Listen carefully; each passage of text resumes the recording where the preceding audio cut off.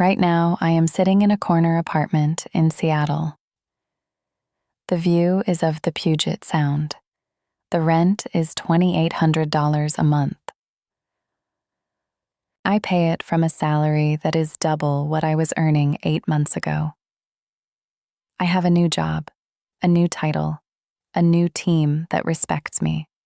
I do not have a Trevor here. The man who fired me does not know where I am. He does not know what I am doing. He does not know that I have all the receipts. 8 months ago, my boss Trevor stole 18 months of my work, presented it to our CEO as his own, then eliminated my position to make sure I could never tell anyone otherwise. This is not a story about revenge. There is no toast. There is no public exposure. There is no satisfying confrontation. This is just a story about a woman who packed her desk in 12 minutes and disappeared. But they thought they were in control. Yeah, they weren't. The evidence was already in someone else's hands. Let me tell you about Maya. Maya was 29 years old, a senior product manager at a mid-sized fintech company in San Francisco. She had been there for 3 years. She graduated from Berkeley with a master's in business analytics. She turned down 2 offers from larger companies because she believed in the mission of this one. Her boss was Trevor Hayes, director of product, 42 years old, the kind of man who used the word synergy in casual conversation, the kind of man who took credit for his team's work in ways that were technically deniable but emotionally undeniable. For 2 years, Maya tolerated it. She watched Trevor present her ideas as his own in executive meetings. She watched him forward her emails with her analysis, her data, her recommendations to the CEO under his name. She watched him receive bonuses for projects she had built. She did not complain. She just kept building. Because Maya had a project. A real one. One that was hers and only hers from the first sketch. For 18 months, Maya worked on a new analytics platform that would change how the company processed customer data. Internally projected to generate $4 million in additional revenue in the first year alone. She built it from nothing. The technical specs, the user research, the pricing model, the go-to-market strategy. She managed 3 engineers, 2 designers, and a data scientist. She presented progress updates to Trevor every 2 weeks. Trevor signed off on every milestone. Trevor congratulated her in writing in 27 separate emails over those 18 months. 3 weeks before launch, Trevor called Maya into his office on a Friday afternoon. He told her he was going to present the platform to the CEO and the board on Monday. Without her. Director-level optics, he said. I need to be the face of this, but I'll make sure you get full credit in the rollout. Maya said, okay. She smiled. She said she understood. That night, when she got home, she did 3 things. First, she downloaded every email Trevor had ever sent her about the project. 27 of them, including the one from 3 months ago that said, Maya, this is your baby. Don't let me get in the way.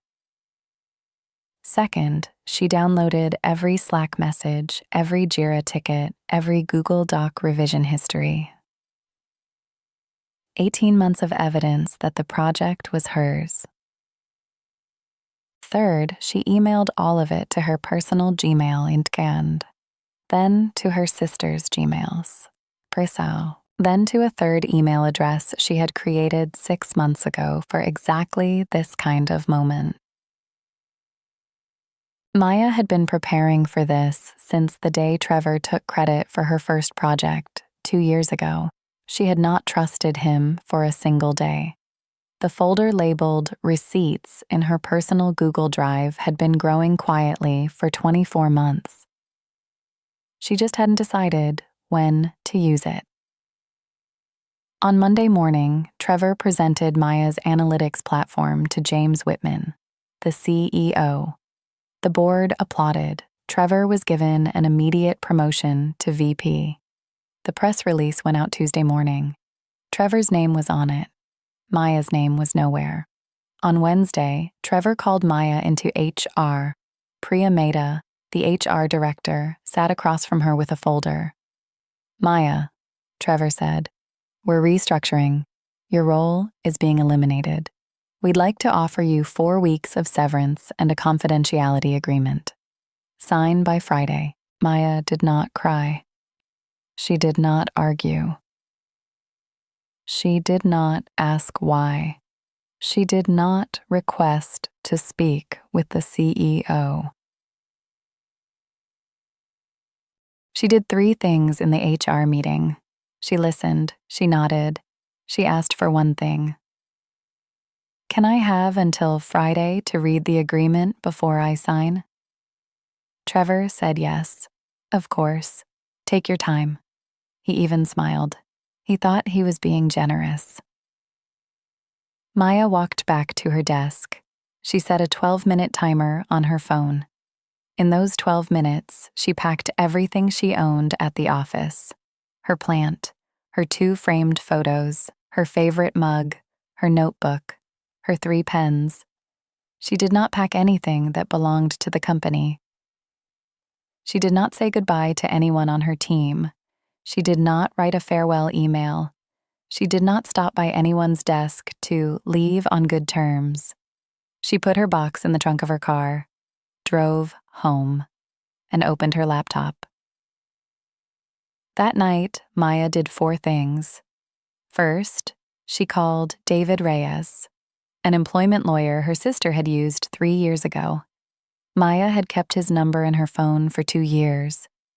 She told him everything: the 18 months, the Friday meeting, the Monday presentation, the Wednesday termination. She uploaded the receipts folder to a secure server he gave her access to. David said 3 words: "Don't sign anything." Second, she emailed her primary contact at the firm of a competitor, a senior recruiter she had been ignoring for 14 months. Her email was 3 sentences. "I'm available. I'd like to discuss your offer. Can we talk Monday?" Third, she emailed one specific journalist at a major business publication, someone who had reported on similar stories before. She did not promise anything. She did not threaten anything. She just sent, "I have documentation of an executive at my former company taking credit for a $4 million project built by a junior employee. If you are interested, I can send a packet." Fourth, she sent one more email, the most important one, to James Whitman, the CEO. Subject line: recommendation for Q4 review. The body was 1 paragraph.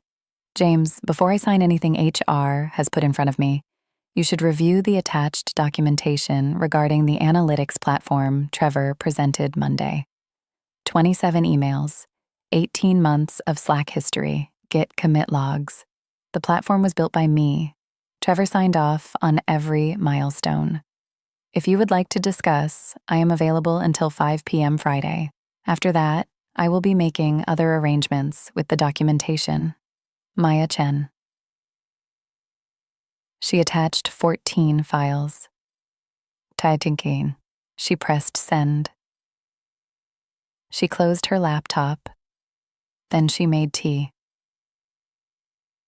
By Friday at 9:14 a.m., James Whitman had called Maya's phone 3 times.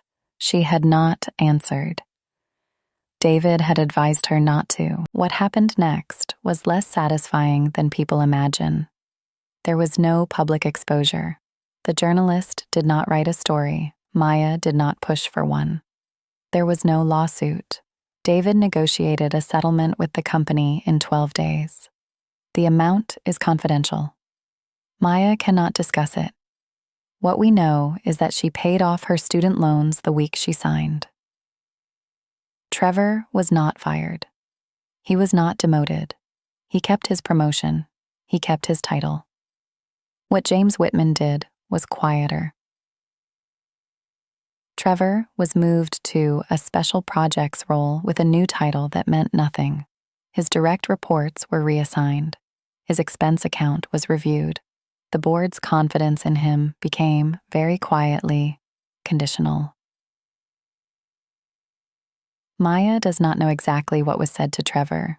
She does not need to know. Maya took the offer from the competitor, senior product manager, then promoted to director within 4 months.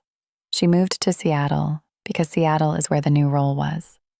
The corner apartment with the view of the Sound, the rent that costs $2,800 a month and feels like nothing. She has a new team. One of her direct reports is 26 years old, brilliant, terrified. Maya watches her work, makes sure her name is on every email, makes sure she presents her own projects to leadership, makes sure no one ever takes credit for her work. That should feel like enough. And it does. Mostly. But sometimes Maya thinks about Trevor. Not often. Just sometimes. She thinks about how much he probably wishes he had just given her the credit. About how much easier his life would have been. About how the $4 million project was always going to be a $4 million project. He did not have to take her career to get his promotion. He chose to. And the choosing is what he's going to think about every Monday morning for the rest of his career. People ask Chloe, "Wasn't that overreacting? Couldn't you have just talked to him? Couldn't you have given him a chance to make it right?" No, because here is what Chloe has learned about workplace betrayal. When someone has spent 2 years systematically taking credit for your work, they don't need a chance. They have had 2 years of chances. They chose every single project, what to take.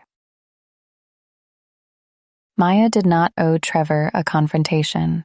She did not owe him a final email. She did not owe him an explanation for the empty desk on Wednesday afternoon. People love revenge stories where the victim returns, where they walk back into the office, where they expose, where they shame. But sometimes the most powerful thing you can do is leave, quietly, permanently, with every receipt. The people who steal from you in offices are counting on one thing, that you will be too tired to fight, that you will rationalize it, that you will tell yourself it's not worth it. It is worth it, but not the fight they expect.